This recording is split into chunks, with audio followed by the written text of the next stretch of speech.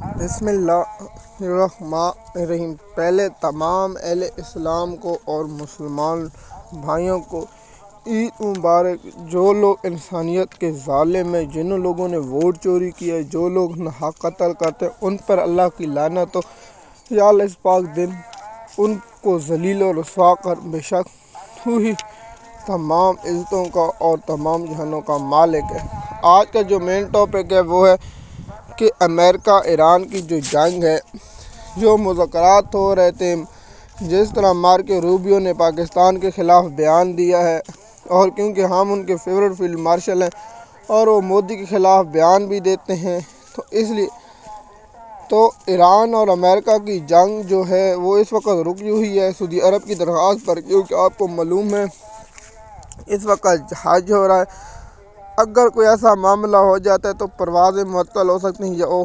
پہلے بھی سعودی عرب اور ایران نے حکم دے رکھا ہے کہ اگر ہمارے کسی پر بھی چیز پر حملہ ہوا تو ہم ان کی وہی چیز تباہ کر دیں گے، یعنی دبئی اور کویت، قطر، بحرین اور سعودی عرب، اگر ان کی سرزمینیں استعمال ہوئیں تو ہم سب کچھ کر سکیں گے۔ دیکھیے، اگر ایران قطر کو، بحرین کو 2 ہفتوں میں مکمل طور پر ختم کر سکتا ہے، ایران صرف ان کے جو پانی کے جو ٹینکر ہیں ان کو پر حملہ کرے تو وہ سب کچھ ہو سکتا ہے۔ اب امریکہ کی جو صدر کی ذہنی حالت پر سوال اٹھتے ہیں۔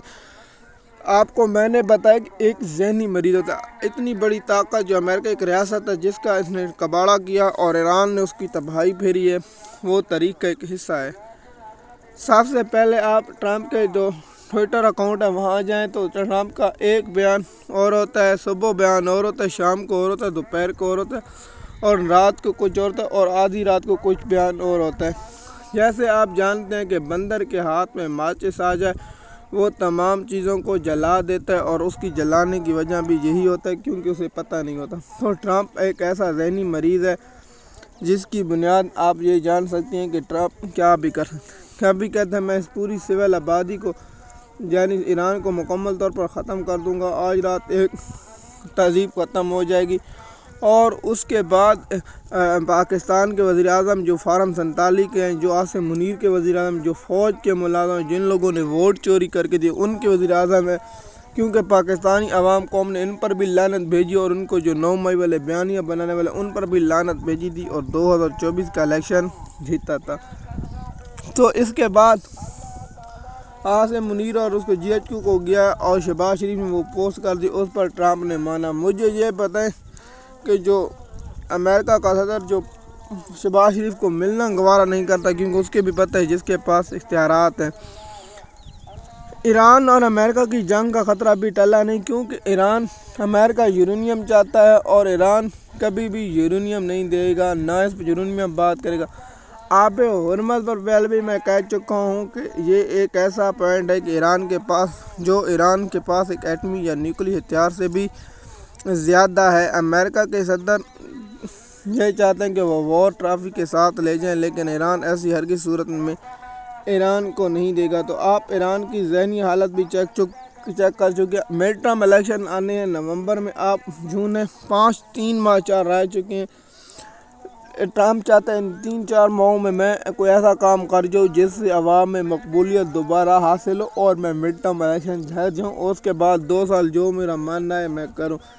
لیکن آپ کو معلوم ہے کہ ٹرمپ کے خلاف ابھی اکثریت نہیں ہے۔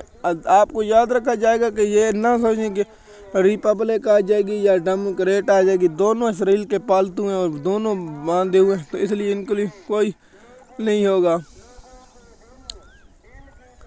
تو آپ لوگوں کو یہ بات بتاؤں، سب سے پہلی بات یہ ہے کہ ایک چیز آپ لوگوں کو یہ بتاتا ہوں کہ جو اس وقت حالات ہیں، جو موضوع ہے، تو اس لیے کوئی بھی کی جا سکتی ہے کہ ایران امریکہ کی جنگ کسی وقت بھی دوبارہ چھڑ سکتی ہے۔